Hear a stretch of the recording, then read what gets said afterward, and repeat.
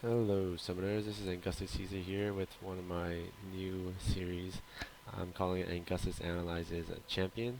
So here I'll be analyzing a Jinx. I want to practice, this series will be about assessing a champion's strengths and whether or not they will be good. And I'm doing this because I kind of want to compare what my thoughts are compared to pros, and if I can get in a similar thought process as a professional, then maybe I can accelerate my growth and perception of what is strong and what's not. So here I have some tabs of other champions, other popular AD carries, which I will be comparing Jinx's stats to and her strengths and her weaknesses. And so here, let's see, so her health, let's start with health. So 420 with 80 per level, so higher health than Ezreal, higher health than higher health, and so okay, so 420 seems like 420. What is it? 420 seems to be a really high base amount of HP compared to all other 80 carries I currently have open right now, and 80 per level seems to be the norm. Around all these champions, all the 80 carries usually have around 80, but her base is quite a bit higher than the champions, about 20 to 30 points higher. So her base is really good. Her range is 525, which none of the popular 80 carries right now have. And if you hear any background noise, I apologize about that. But yeah, her range is shorter than all the popular 80 carries right now, and her health regen, I don't really think that's a really big factor. I kind of most champions have around the same health regen. Yep. Her mana regen and her mana pool though are a really big issue. Her mana pool is very small. Look at Israel's mana pool. He has almost 50, no more than 50. He has 80 mana over Jinx, and he has the exact same mana per level. Caitlyn starts out with a lot more mana than Jinx does as well. So does Corki. Vayne has a very small mana pool. Varus has a very large mana pool. Twitch, very good. Lucian, decent. So Jinx's mana pool is very small, which is to say that she can't really start off and do it. I guess it makes it so that it punishes her was it shark fish bones at the early levels. Her mana per level seems really good, and looking at her mana cost, it's on 20 per shot, and then this is 45, and then this is 50 at all levels, 100. It seems like her mana pool gets pretty large later on in the game, so I'm thinking that maybe later on in the game she'll be able to throw out a lot more abilities, whereas her laning phase is kind of stunted. Her lane dominance is sort of stunted due to her mana constraints and her small mana pool. Let's see, her range. Her range is, it justifies. I believe it justifies the huge attack speed bonus. She gets 50% at level 1, and at the maximum is 50%. So her attack speed trades are really good, but she's punished for it, or sort of punished for it, due to her short range. So it's a fair trade-off, I believe, compared to all these other champions where they don't really have an attack speed stack that's so permanent. But she's kind of punished for it because of her short range if she decides to stay in her Pow Pow. Alright, and let's look at her AD. Her AD is 50. I believe that's sort of high. So these are all 47, 48, 50. 50 is good on that. 49 on Twitch and 46 on Lucian. So her flat AD, her base AD is pretty good, but scaling at 3 per level is average. 3 per level is average. Yep, all around average. And then her attack speed is 6.25 with 1%. So her attack speed scales very poorly.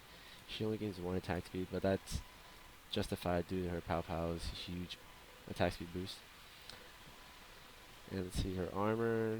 Armor is like whatever. I don't really think that's really makes very much of a difference. Yeah, it's pretty much the same amount of armor all around, except Vayne has really low armor. And let's see, her movement speed 325. That's pretty much standard. I don't even look at that.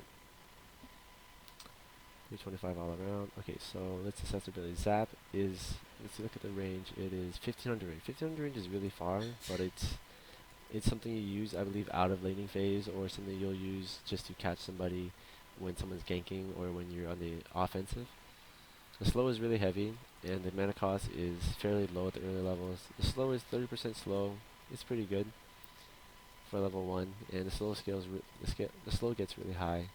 All her abilities scale with AD, and this scales to AP, but the bases are huge, so I don't think it really matters. The base for this is really good, I think, but it's not too hard to hit. I would think it's not too hard to hit, but I think the bases are really high. This base is almost too high, so chasing her, I would think you would take a lot of damage. Combined with the Flame Chomper, if you get Flame Chompered into a Zap, and then she uses her Fishbones on you or the minigun, you could get shredded really easily if you decide to chase her, so I think she's kind of a hard AD carry to chase. So, let's see. 20 mana per attack. It's not too bad. It's decent cost in laning phase. I think you just switch to this and just harass with it. The bonus range on it though, she gets 175 at max level, so at level 9 she has 700 range. I feel like that's a little too strong. Let me look up Kog'Maw actually. So Kog'Maw, what's Kog'Maw's range? So Kog'Maw's W gives him bonus range 210. So Kog'Maw's range is, yeah, I live in the ghetto, sorry. So Kog'Maw's range is higher than Jinx's, but how do I say? It also does more damage, but that's not the same aspect. The 10% bonus AD is really good. It scales to AD, whereas Kog'Maw scales with attack speed and scales with the enemy's health. But this is to say that this ability on its own really says that she does really well with just flat attack damage. And because she doesn't need to go attack speed because of the huge attack speed boost she gets from Pow Pow, and then her Fishbone scales well with AD, 10% bonus AD, and the bonus range makes her a really good factor in team fights.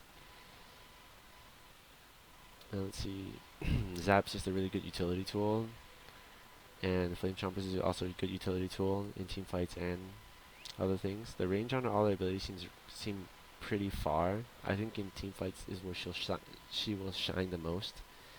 I don't think her laning is that great. Her laning is, she has her strengths, but I don't think her laning is that great. I think mid-game, like past level 9 is where she shines, or level 9 and above is where she really shines.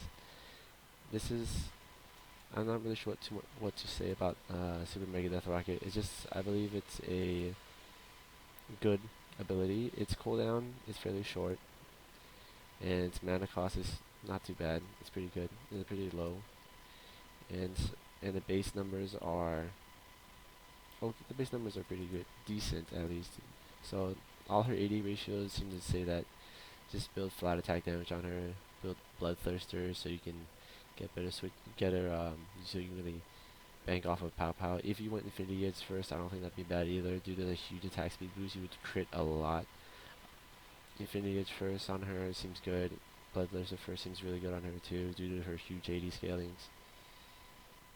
Definitely, I believe that people will max Q first, and then